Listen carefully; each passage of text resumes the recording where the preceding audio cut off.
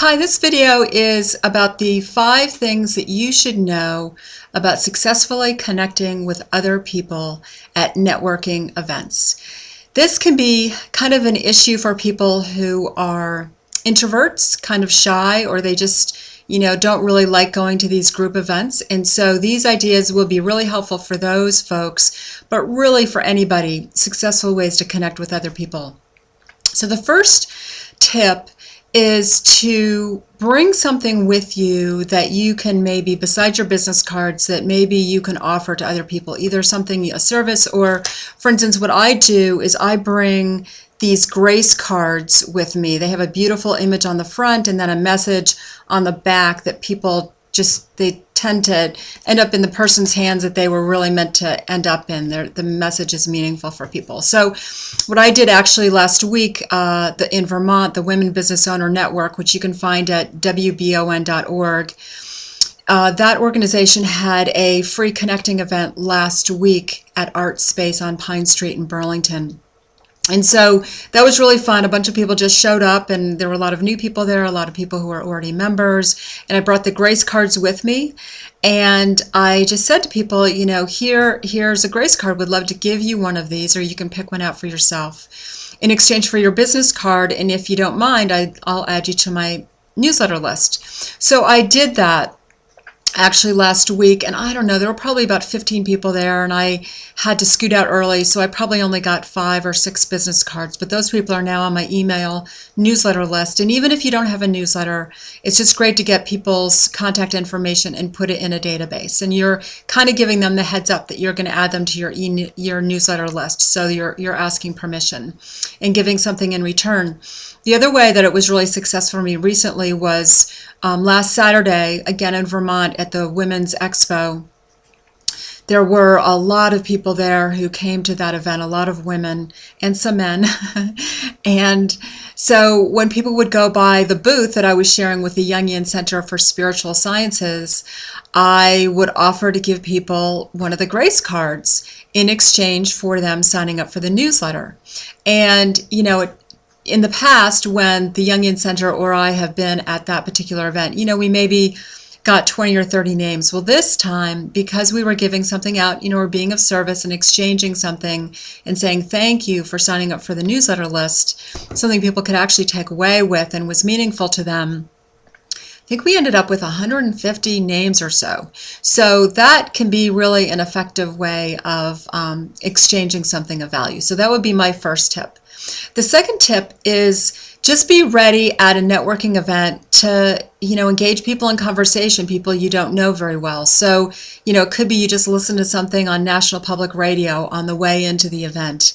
Or, how was that person at this, Women Business Owner Networking event? It was easy for me just to say, oh, well, this is being put on by WBON. How is it that you're connected? What kind of business do you have? That can be a great way to start conversation with somebody that you don't know.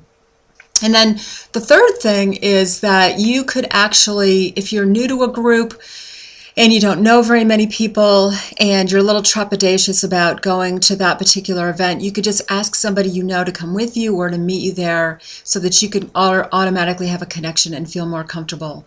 And so this is a great way. I know people for instance, I know accountants, for instance, who are, they're kind of quiet individuals. They're actually great relationship people because they can really connect with other people in a way that's meaningful and of service and makes the world a better place. So they're great relationship people, but they don't necessarily like to connect with people in a group setting. So meeting somebody there or going with somebody is a great way to get comfortable as you connect with people about either your business or the business that you work for, the company or organization that you work for. The fourth tip that I would recommend, the fourth thing that you should know is, just be really interested in other people. Ask them about their work, what they're passionate about. Why is it what brought them to accounting? What brought them to starting the business that they decided to start? That kind of thing.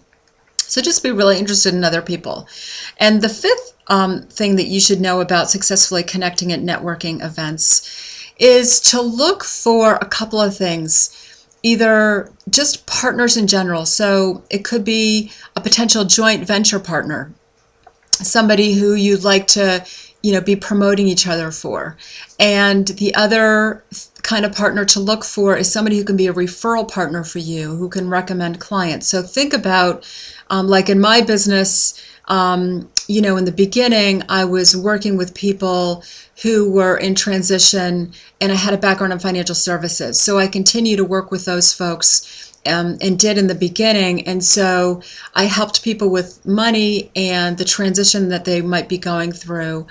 And so what that did was it helped me connect to other groups and organizations and businesses that also helped those folks. So someone who would see me before or after an appointment with me. So it could be somebody who was a financial advisor, or somebody who is a lawyer or a real estate person who helps people who are going through divorce. So that would be somebody that they might see beforehand. After me, it would be somebody who, I knew that they were going through a divorce, and they were going to be, getting a chunk of money that they needed to park somewhere as a result of the settlement that they were crafting with their partner. And so the next person would be somebody who is a financial investment type of person. So that's before and after me. Those are both groups of people that would be great to connect with, either as a joint venture or as someone that's just a referral partner that,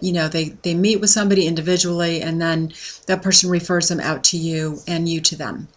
So that would be the fifth thing that you should know. So just always be on the lookout.